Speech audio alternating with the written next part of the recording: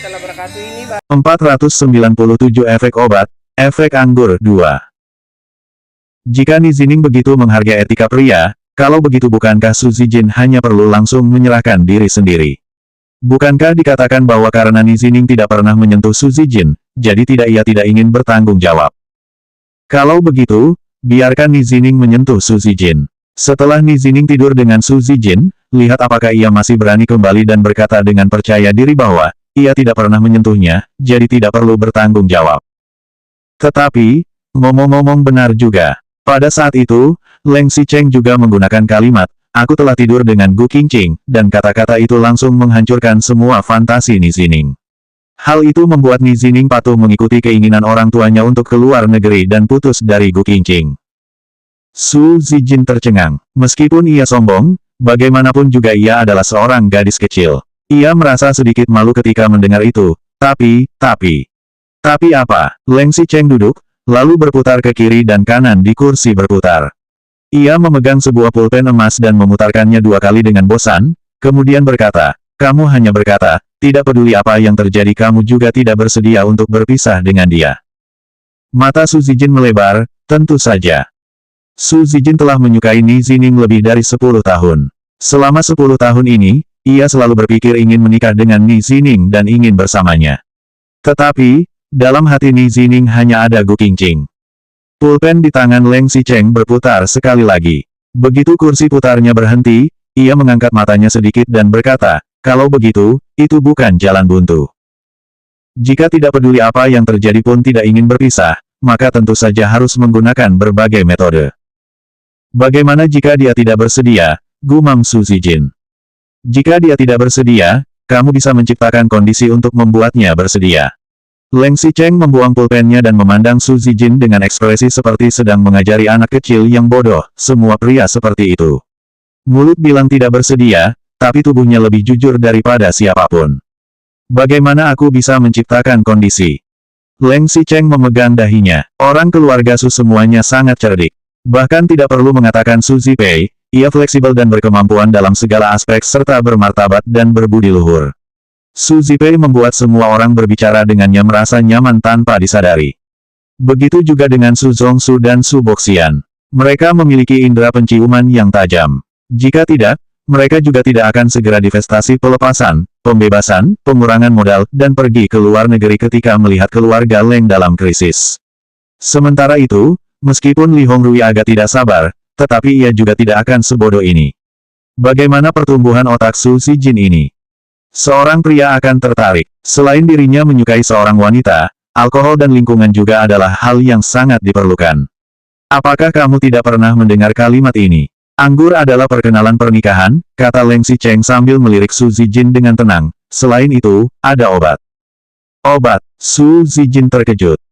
Su Zijin masih belum sempat mengatakan apapun, namun Leng Xicheng segera melambaikan tangannya, "Kamu kembalilah. Pikirkan sendiri dengan baik. Jangan sampai terjadi konflik dengan Nizining beberapa hari ini. Jika dia ingin putus, kamu juga jangan bertengkar dengannya dan jadilah lebih lembut sedikit." Leng Xicheng berkata lagi pada Su Zijin, "Beberapa hari lagi, aku akan mengundang seluruh tim untuk keluar minum dan karaoke. Pada saat itu kamu cari sebuah kesempatan baik untuk mengajaknya ke sebuah ruangan yang tenang untuk minum anggur. Tidak perlu khawatir dia tidak tergoda." Ketika Su Zijin berjalan keluar terhuyung-huyung, Leng Xicheng berpikir sebentar dan memanggil sekretaris Cheng. Kemudian, tangannya memegang kotak pil yang dibeli secara khusus. "Berikan ini kepada Su Zijin." Leng Xicheng menyerahkan pil itu. Sekretaris Cheng baru saja ingin menerima pil itu. Namun, ketika pil itu diserahkan sampai setengah jalan, Leng Xicheng tiba-tiba menarik kembali tangannya di udara. 3 kotak kondom. Bagaimana jika Leng Xicheng tidak bisa menahannya lagi? Apakah perlu menyimpan 1 butir untuk diri sendiri? Saat Leng Xicheng memikirkan tentang itu, ia diam-diam merobek kemasan kotak pil. Ia membuka salah satu dari 5 pil yang berurutan di dalam, kemudian memasukkan kembali sisa pil seperti semula dan kemasannya direkatkan dengan cermat. Setelah itu, baru Leng Xicheng menyerahkan kemasan pil itu kepada sekretaris Cheng dengan puas. Beberapa hari kemudian, mereka sudah bisa menunggu kabar baik saling mencintai selama 100 tahun dari mereka. 498 efek obat, efek anggur 3.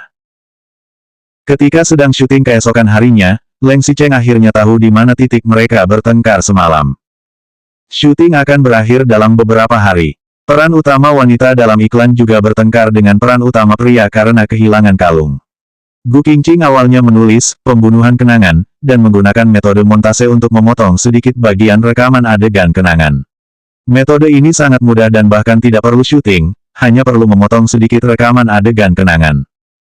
Jika sedang syuting serial televisi atau film, tidak ada salahnya dengan menggunakan metode seperti ini.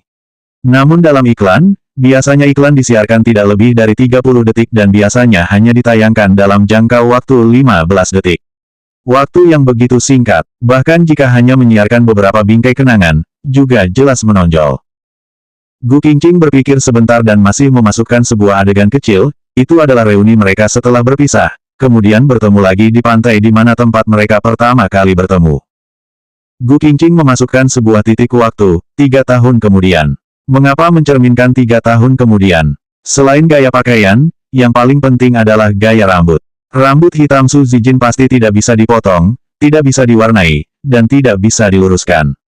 Ia hanya bisa berganti gaya rambut untuk menunjukkan bahwa ia telah menjadi lebih dewasa. Begitu juga dengan Leng Xicheng. Leng Xicheng berganti pakaian, bersandar di kursi sandaran untuk membaca naskah, di samping, dan masih ada penata rias yang merias wajahnya. Sekretaris Cheng menyajikan teh dan air untuknya. Leng Xicheng tidak terlihat seperti datang untuk syuting film, tetapi tampak seperti datang untuk liburan. Bos ini masih terlihat tidak puas. Ia segera berteriak dengan nada tinggi, siapa yang menulis naskah ini? Mengapa begitu jelek? Temukan semua naskah ini untukku. Orang jelek yang menulis naskah itu adalah Gu Qingqing. Ketika sekretaris berjalan ke tempat Su Yi untuk mencari Gu Qingqing, ia masih terlihat sangat serius dan terbatuk sekali, siapa yang menulis naskah itu? Mengapa menulisnya hingga begitu jelek? Presiden Leng ingin bertemu dengan orang itu. Kalimat pertama sangat tegas, tetapi kalimat akhirnya malah dikatakan dengan sangat sopan. Gu Qingqing tampak terkejut. Ketika ia berjalan ke depan Leng Xicheng, pria ini meluruskan kaki rampingnya dengan nyaman, menutupi tubuhnya dengan selimut yang nyaman, dan menyipitkan matanya. Ketika Leng Xicheng melihat Gu Qingqing datang, wajahnya tidak menunjukkan perubahan sama sekali.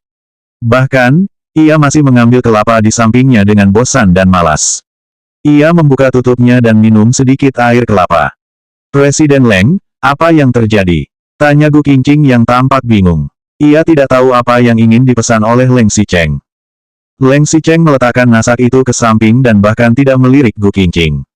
Suaranya juga sangat dingin saat ia memerintah, aku tidak ingin membaca naskah ini. Kamu ceritakan saja padaku. Apanya yang tidak ingin membaca? Jelas dia malas, pikir Gu Qingqing. Bagaimanapun, siapa menyuruh Gu Qingqing ingin menyembunyikan identitas dari orang-orang ini? Sekarang, Leng Xicheng adalah peran utama laki-laki di tempat syuting dan bahkan adalah bos besar. Sementara itu, Gu Qingqing hanyalah seorang asisten kecil dan seorang perencana. Ia tidak bisa menolak apa yang diperintahkan oleh Leng Xicheng, apalagi hanya membaca naskah. Apa artinya menggali sendiri dan mengubur sendiri? Ini adalah artinya. Ada sekelompok orang yang melihatnya di samping. Gu Qingqing hanya bisa memaksakan diri dan berkata, baik. Pindahkan sebuah bangku kecil dan duduk ke sini sendiri, kata Leng Xicheng yang tetap tidak peduli pada Gu Qingqing dan matanya tampak acuh tak acuh. Gu Qingqing pergi ke samping untuk mengambil bangku kecil dan duduk di samping kursi berbaring. Kursi berbaring lebih tinggi, dan bangku kecil itu lebih rendah. Gu Qingqing memiliki ilusi seperti anjing besar yang sedang mengawasi halaman rumah di sebelah pemiliknya. Leng Xicheng masih mengajukan komentar, baca lebih keras. Apa kamu tidak sarapan pagi ini? Bacalah dengan suara yang lebih menyenangkan untuk didengar dan penuh emosi. Mengapa suaranya menjadi kecil lagi? Melihat penampilan Leng Xicheng yang dingin dan sombong, Gu Qingqing benar-benar ingin meraih kelapa di tangannya dan membantingnya di kepala Leng Xicheng. Ketika Gu Qingqing sedang kesal, sepasang tangan besar diulurkan dan melingkari pinggangnya. Selanjutnya bab 499 efek obat, efek anggur 4.